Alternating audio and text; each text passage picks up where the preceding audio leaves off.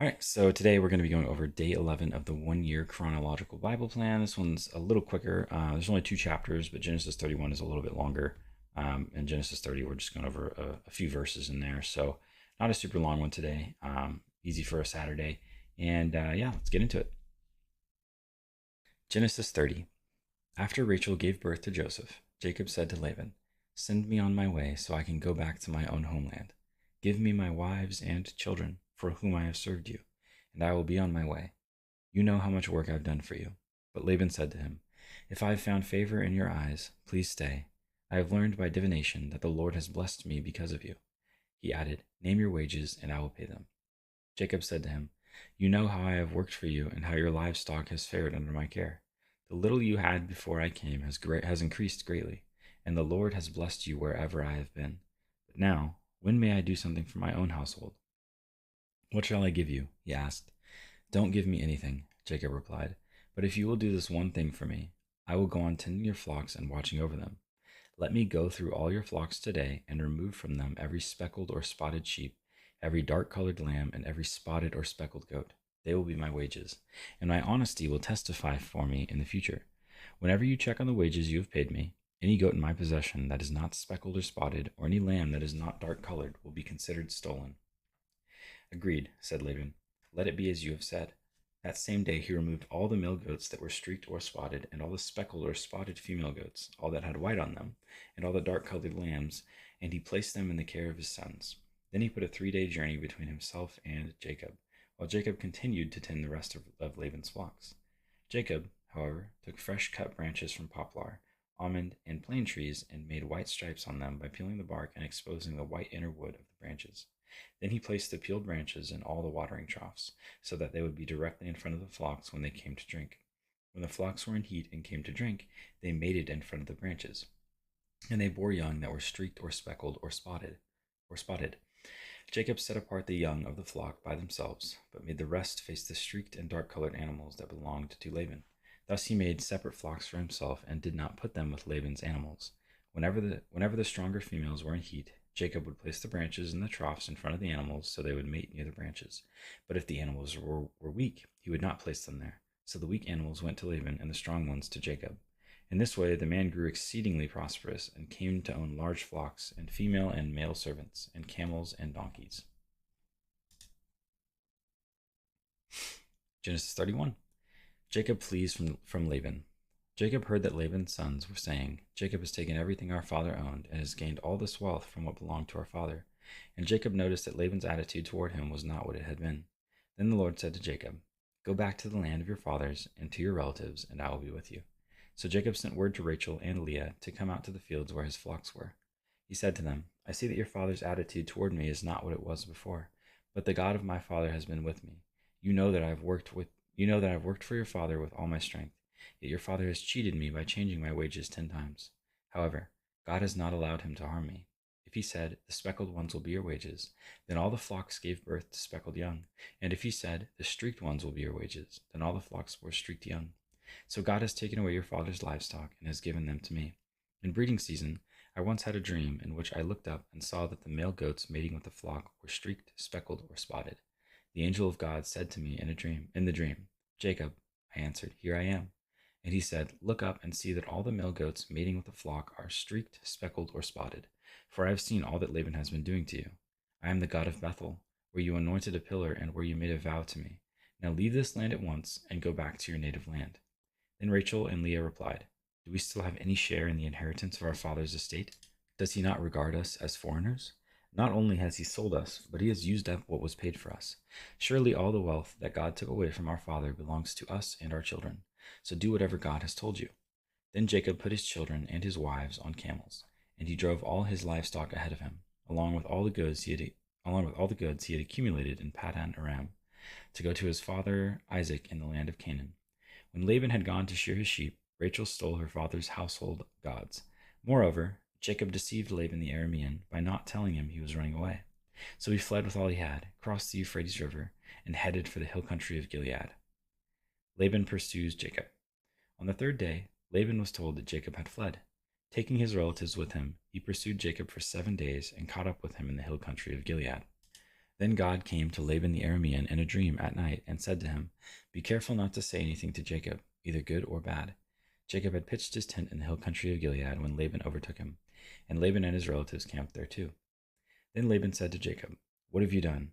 You've deceived me, and you've carried off my daughters like captives in war. Why did you run off secretly and deceive me? Why didn't you tell me, so I could send you away with joy and singing to the music of timbrels and harps? You didn't even let me kiss my grandchildren and my daughters goodbye. You have done a foolish thing. I have the power to harm you, but last night the God of your fathers said to me, 'Be careful not to say anything to Jacob, either good or bad.' Now you have gone off because you longed to return to your father's household. But why did you steal my gods?" Jacob answered Laban, "I was afraid because I thought you would take your daughters away from me by force. But if you find anyone who has your gods, that person shall not live. In the presence of our relatives, see for yourself whether there is anything of yours here with me, and if so, take it." Now Jacob did not know that Rachel had stolen the gods. So Laban went into Jacob's tent and into Leah's tent and into the tent of the two female servants, but he found nothing. After he came out of Leah's tent, he entered Rachel's tent. Now Rachel had taken the household gods and put them inside her camel's saddle and was sitting on them. Laban searched through everything in the tent, but found nothing. Rachel said to her father, "Don't be angry, my lord, that I cannot stand up in your presence. I'm having my period." So he searched, but could not find the household gods. Jacob was angry and took Laban to task. "What is my crime?" he asked Laban. "How have I wronged you that you hunt me down? Now that you have searched through all my goods, what have you found that belongs to your household? Put it here in front of your relatives and mine, and let them judge between the two of us. I have been with you for 20 years now. Your sheep and goats have not miscarried, nor have I eaten rams from your flocks.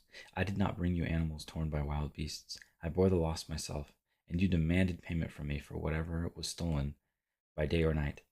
This was my situation. The heat consumed me in the daytime, and the cold at night, and sleep fled from my eyes.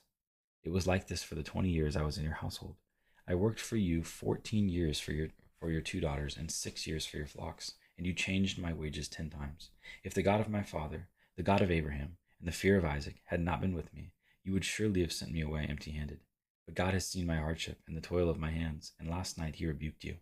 Laban answered Jacob, "The women are my daughters, the children are my children, and the flocks are my flocks. All you see is mine. Yet what can I do today about these daughters of mine, or about the children they have borne?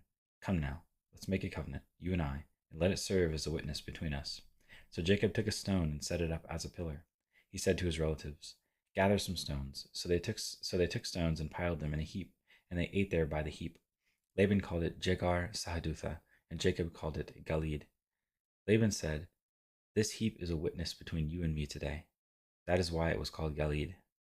It was also called Mizpah, because he said, "May the Lord keep watch between you and me when we are away from each other. If you mistreat my daughters, or if you take any wives besides my daughters, even though no one is with us, remember that God is a witness between you and me." Laban also said to Jacob, "Here is this heap, and here is this pillar I have set up between you and me. This heap is a witness, and this pillar is a witness, that I will not go past this heap to your side to harm you, and that you will not go past this heap and pillar to my side to harm me. May the God of Abraham and the God of Nahor, the God of their father, judge between us." So Jacob took an oath in the name of the fear of his father Isaac. He offered a sacrifice there in the hill country and invited his relatives to a meal. After they had eaten, they spent the night there. Early the next morning, Laban kissed his grandchildren and his daughters and blessed them. Then he left and returned home. And that is day 11. All right, so that was day 11 of the 1 year chronological Bible plan, and it's going fast, I can't lie. We were able to go over Jacob finally kind of like breaking down and being like, "Hey, I gotta leave you, Laban. Like, I can't like deal with you constantly, trying to take advantage of me," which Laban did. Laban definitely took advantage of Jacob in numerous scenarios, and Jacob used his deceptive powers to make sure he got all the choice flock and everything like that. And but yeah, so it's cool to see. And then they were able to make a pact and everything like that, and a covenant with each other, that they won't go after each other, they won't harm each other. So God really stepped in, because Laban could have just, wiped out Jacob really and just taken back his daughters. But yeah, love seeing these stories, love reading this story, and we're going to continue reading about Jacob and Rachel and Leah and that whole entire family line. And yeah, so I got to actually go to our worship night at Discovery tonight, which was super fun.